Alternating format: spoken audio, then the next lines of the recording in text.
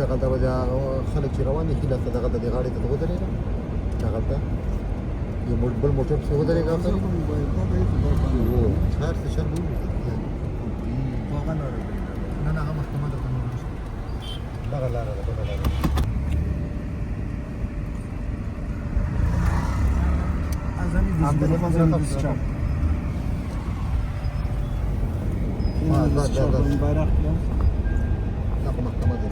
د جلال آباد په ښار کې د خان عبدالغفار خان فخر افغان آرامګاه ته راغلی یو قبر ته او غواړم چې لږ څه معلومات درکو لږ وروسته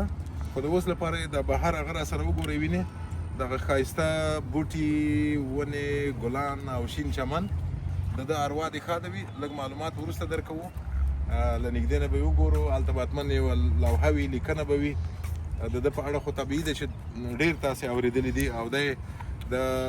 عدم تشدد د فلسفې سرسالار دی په هند نیمه وچه کې د پاکستان چې اوسنی پاکستان دی افغانستان او په دغه ټولو سیمو کې د تشدد د نه کولو غږ کړی و او د همدې لارې غوښتل چې بری ترلاسه کړي او افغانان یې پښتانه یې د عدم تشدد فلسفې ته رابلل د مهاتما ګاندي سره یو ځای مبارزه وکړله خو له بده مرغه دغه سیمه داسې وه یا د پښتنو شعور دومره لوړ نه و او مشکلات نور هم ستونزې وې چې له بده مرغه خپل هدف ته ونه رسېده خو اوس د ده په لاره نور ځوانان قدم اخلي چې یو هم منظور پښتین او داسې نور ځوانان دي دوی غواړي چې د ټوپک له لارې نه بلکې د خبرو له لارې د قلم د لارې د سولې له لارې خپل هدف ته ورسېږي نو راځئ چې ورشو او دننه یې وګورو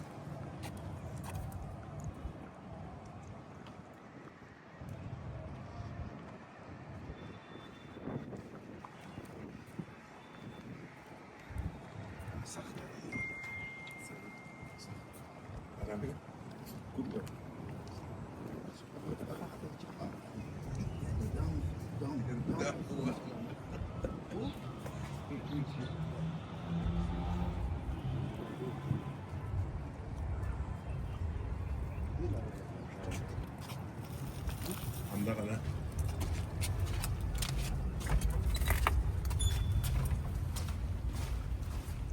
خانو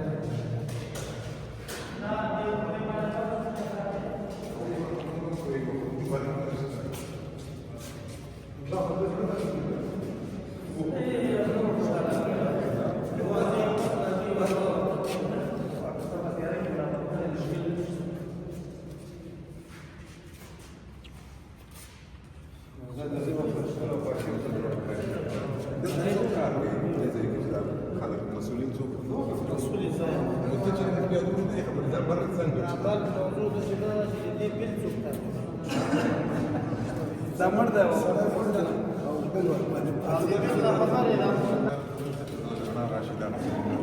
نو یو اندازه خو تاسو د غفار خان په قبر باندې لیکنه ولوستله خو پاس که تاسو وګورئ برق شته خو رڼا نه ورکوي او دلیل یې څه شی دی دغه سړی دلته کار کوي دی د مجاهدینو د خوا نه مسؤول دی د دې ځای پوښتنه دا ده چې ولې برق نشته موږ یې څنګه وګورو چې دلته د غفار خان په قبر یې څه لیکلي برق نو ټوله ودانه کې شته دغه ځای د فټنګ میټنګ له خرابه دی او مشکلات پکې شته دی او بل چې دی د برق دغه تحویلي هم لږ زره دغه ستونزمن نه څوک نه خلاصوي دا مشکلات شته دی خو بیا هم رئیس د برق هغه موږ سره همکاري کړې برق یې بیا هم راښه کړی دی کومه دی نشته خو دغه ځای کې فټنګ خرابه دی په قبر سره انشاءالله خوشحاله اوسئ مجاهد مننه ژوندی اوسئ نو په هر صورت موږ ولید د غفار خان قبر ته راغللو او دلته یوه لیکنه وه دا مو ولیدله دلته مو دعا وکړه قل اعوذ برب الفلق من شر ما خلق ومن شر غاسق اذا وقب ومن شر النفاسات في العقد ومن شر حاسد اذا حسد خدای دې وبخي او موږ تاسو ته توفیق راکړي چې دغسې لارو باندې لاړ شو چې هغه د جنګ نه خلاصې لارې د عدم تشدد د فلسفې لارې او په قلم او کتاب او خبرو باندې خلک وپوهوو کورو ده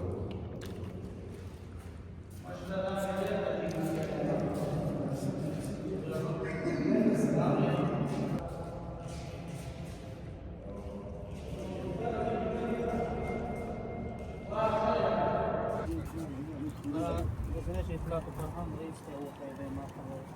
او مې لپاره غوښتل وکړل چې تاسو چې دغه خبر والو کې دي هغه ته ته مشکل اطلاق فرهان او کنه هغه خبر کوم دومره خدمت دي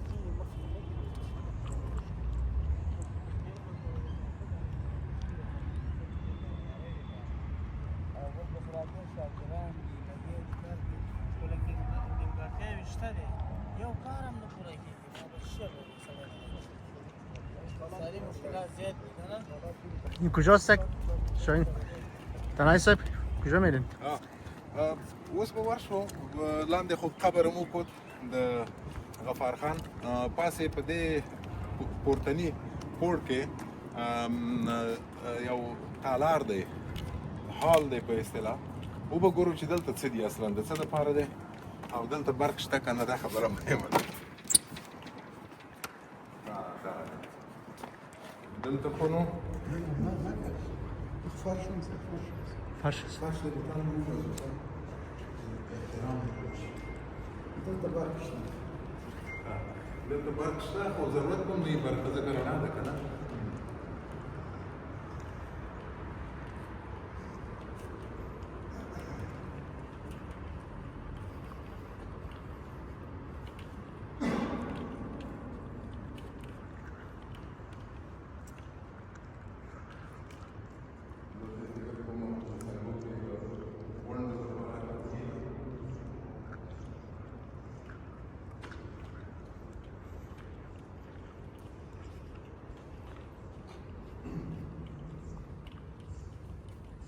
دلته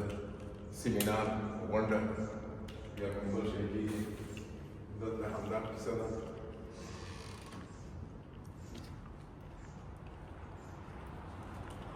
دلته هم د سیمینار دپاره یا د علمي بحث دپاره یا هم داسې د مجلس دپاره کېدای شي څوک سره کښېني خبرې وکړي او غفار خان به غږېږي د ده په فلسفه به غږېږي د ده په شخصیت کېدای شي خبرې وشي نو د ډېرو خلکو دپاره ځای دی او لکه چې وینئ په دې ځای کې ډېر خلک ځایېږي په عین وخت کې چې کښېني او محفل جوړ کړي مجلس جوړ کړي نو راځئ چې اخري د دې ځای نه هم صحنه باندې وګورو جلال آباد د ښار یوه برخه معلومېږي او دلته به هم یوه هوټل راغلي د ورک احساس څه نه وایي د دې معلومات په دې برخه کې کم دي که څنګه نازل کافي معلومات ته نه وې که نه چې دا جوړ زه د دې جنازه یې چې راوسته د نجیب په وخت کې زه دلته وم نو معنا ده چې دلته یې ښخ دلته چې ښخېده زه دلته وم خو تعمیر نه و تعمیر نه نو هغه وخت ولسمشر نجیب الله د کابینې د غړو سره راغلل کابل نه اها لاړل مخامخ تر فرقې پورې د عسکري فرقه وه.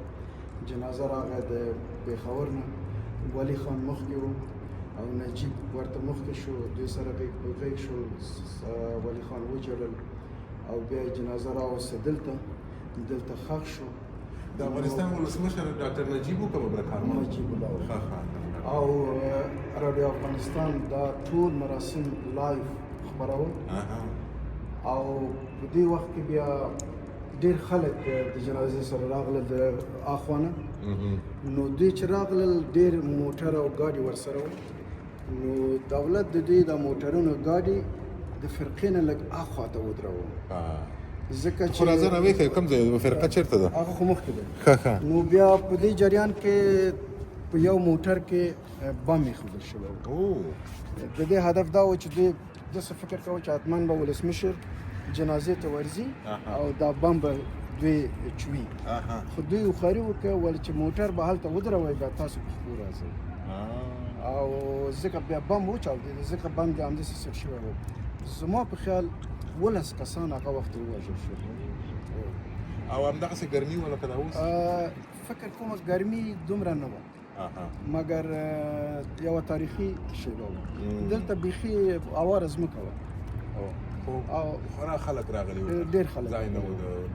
یعنې د کابینې تقریبا اکثر کسان مخصوصا زما چې تر څو په یاد دي وکیل د خارجه چارو وزیر هم د ډاکټر نجیب سره ملګری و او دا اخوانه د پاکستاني ژورنالیستان هم راغلي وو.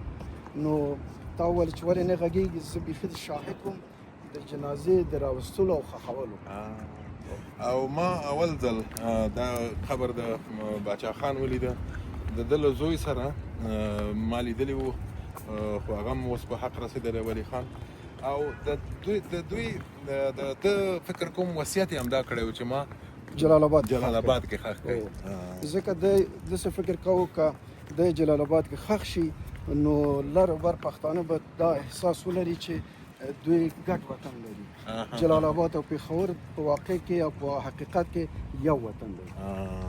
د دې فلسفه یا تیوري داسې وایي. تیوري هم داسې وه او شاعر هم وایي که نه، وایي د خیبر لاره خو لار د تلو راتلو ده، په کابل او پېښور کې پښتون یو دی یا افغان یو دی. دغه شعر به دې اورېدلی. خو په هر صورت سیاست ته نه ځو، یوازې دغه ښکلي ګلان او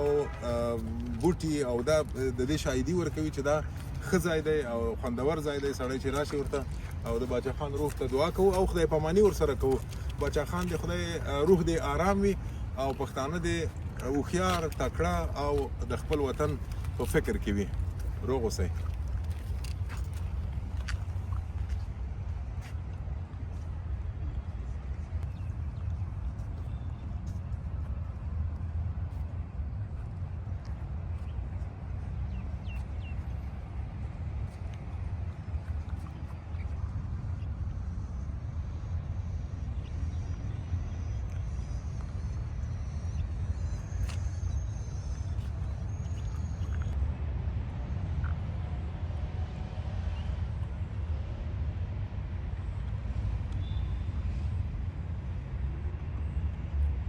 مرة من الأول هذا شيء يلقون فدي كيلو اثنين رجال يوم مثلا يوم دا لاجين يردا أو دا وطن شادي دا شو بيدرسه هذا بيعيش خام خام هذا